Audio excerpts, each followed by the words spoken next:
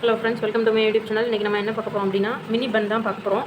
எப்படி செய்கிறதுன்னு பார்க்கலாம் வாங்க. அதுக்கு தேவையான பொருட்கள், இது 1 டீஸ்பூன் ஈஸ்ட் எடுத்துருக்கேன், 3 பட்டர் க்யூப் எடுத்துக்கோங்க. இது 1/4 கிலோ அளவுக்கு மைதா மாவு எடுத்துருக்கேன். இது வந்து 3 டேபிள் ஸ்பூன் சுகர் எடுத்துருக்கேன். கொஞ்சம் வார்மாக இருக்கிற மில்க் 1 டம்ளர் எடுத்துருக்கேன். கொஞ்சமாக சால்ட் எடுத்துக்கோங்க. நம்ம முதல்ல வந்து ஈஸ்ட்டை வந்து ஆக்டிவேட் பண்ணிக்கலாம். அதுக்கு வந்து நம்ம இந்த மாதிரி ஒரு அகலமான பவுல் எடுத்துகிட்டு ஒரு 3 டேபிள் ஸ்பூன் கொஞ்சம் மில்க் ஊற்றிட்டு கொஞ்சம் சுகரை போட்டு இது ஒரு 10 மினிட்ஸ் கழித்து பார்க்கலாம். நம்ம ஈஸ்ட் ஆக்டிவேட் ஆனதுக்கப்புறமா மாவு பிசையலாம். நம்ம கலந்து வச்ச ஈஸ்ட் வந்து ஆக்டிவேட் ஆகிடுச்சு. நம்ம வந்து ஈஸ்ட் வந்து ஆக்டிவேட் ஆகிறதுக்கு கொஞ்சம் வார்ம் மில்கில் தான் வந்து ஆக்டிவேட் ஆகும். ஸோ நீங்கள் அதை மட்டும் கொஞ்சம் பார்த்து மிக்ஸ் பண்ணிக்கோங்க. இப்போ வந்து இதை வந்து ஒரு அகலமான ஒரு பவுலில் நான் ட்ரான்ஸ்ஃபர் பண்ணிக்கிறேன். கொஞ்சம் பிசைறதுக்கு நம்மளுக்கு ஈஸியாக இருக்கும். நம்ம ஈஸ்ட் ஆக்டிவேட் பண்ணுறதுக்கு முன்னாடியே வந்து சால்ட்டை போட்டோம் அப்படின்னா நம்மளுக்கு ஆக்டிவேட் ஆகாது. ஸோ நம்ம சுகர் மட்டும்தான் போட்டு ஆக்டிவேட் பண்ணணும். இப்போ நம்ம இதில் போட்டுக்கலாம். நம்ம எடுத்து வச்சுருக்க மைதா மாவு இதில் போட்டுக்கலாம். இதில் வந்து சுகர் வந்து ஒரு 1.5 டேபிள் ஸ்பூன் நான் போடுறேன். சால்ட்டு போட்டுக்கிறேன். இப்போ இது எல்லாத்தையும் நல்லா கலந்து விட்டுட்டு நம்ம எடுத்து வச்சுருக்க பாலை வந்து கொஞ்சம் கொஞ்சமாக ஊற்றி மிக்ஸ் பண்ண போகிறோம்.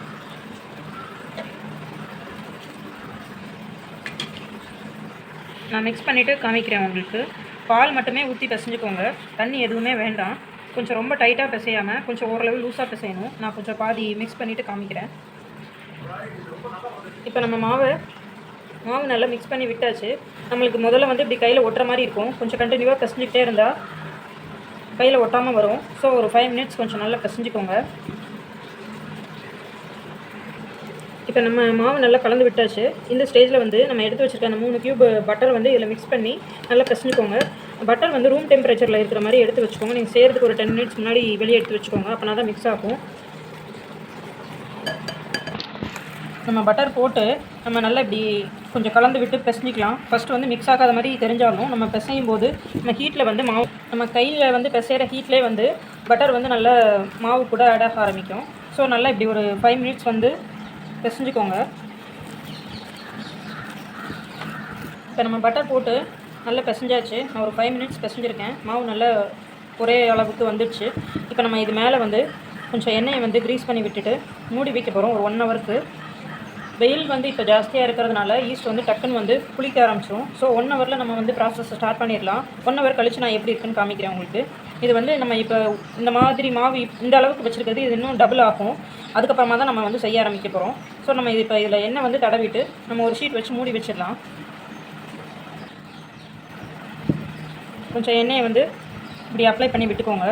இதை வந்து ஒரு ஷீட்டை மூடி வச்சுக்கோங்க. இது வந்து டபுள் ஆகும். ஒரு 1 ஹவரில் நம்ம செய்ய ஆரம்பிக்கலாம். இந்த மாதிரி ஒரு ஷீட் போட்டு இல்லை ஒரு மூடி போட்டு மூடி வச்சுக்கோங்க, ஏர் போகாத மாதிரி. 1 ஹவர் கழித்து நம்ம செய்ய ஆரம்பிக்கலாம். நம்ம மாவு பிசைஞ்சு வச்சு 1.5 ஹவர் ஆகிடுச்சு. நல்லா நம்ம பிசைஞ்சு வச்ச அளவுக்கு டபுள் ஆகி நல்லா ரைஸ் ஆகி வந்திருக்கு. இது நம்ம இப்போ நல்லா வந்து அதில் இருக்கிற ஏரை வந்து எடுத்து இந்த மாதிரி அமுக்கி பிசைஞ்சிக்கலாம். நல்லா சாஃப்ட் ஆகிடுச்சு மாவு.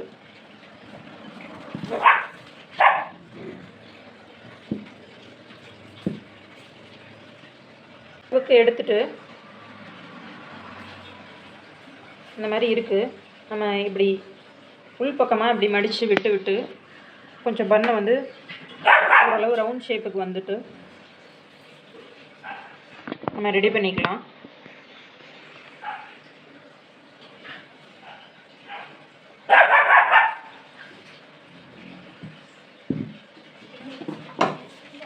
நான் இன்றைக்கி ஓவனில் வைக்க போகிறேன். ஸோ நான் அதோட பிளேட்டில் 2 பட்டர் பேப்பர் வந்து கட் பண்ணி போட்டுட்டு அதில் வச்சுக்க போகிறேன்.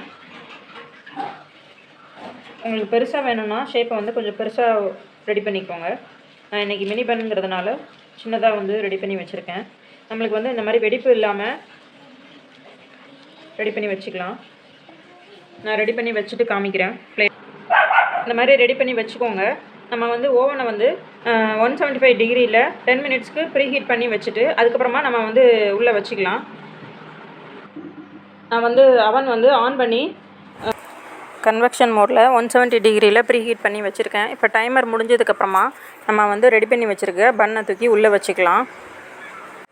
இப்போ அதில் வந்து கொஞ்சம் பால் எடுத்து கொஞ்சம் மேலே எல்லா பன்லேயும் கொஞ்சம் எடுத்து இப்படி க்ரீஸ் பண்ணி விட்டுக்கோங்க. கொஞ்சம் ரெட்டிஷாக வரும் பன், அதுக்காக தான் நம்ம இந்த மாதிரி பண்ணுறோம். இப்போ டைமர் முடிஞ்சிடுச்சு ப்ரீ ஹீட்டில். இப்போ நம்ம மறுபடியும் உள்ளே வச்சு கன்வெக்ஷன் மோடில் 180 டிகிரியில் 20 மினிட்ஸ் வச்சுக்கோங்க. 20 மினிட்ஸ் கழித்து நான் காமிக்கிறேன் எப்படி இருக்குன்னு. அவ்வளோதான் ஃப்ரெண்ட்ஸ், ரெடி ஆகிடுச்சு. நல்லா சாஃப்டாக வந்துடுச்சு.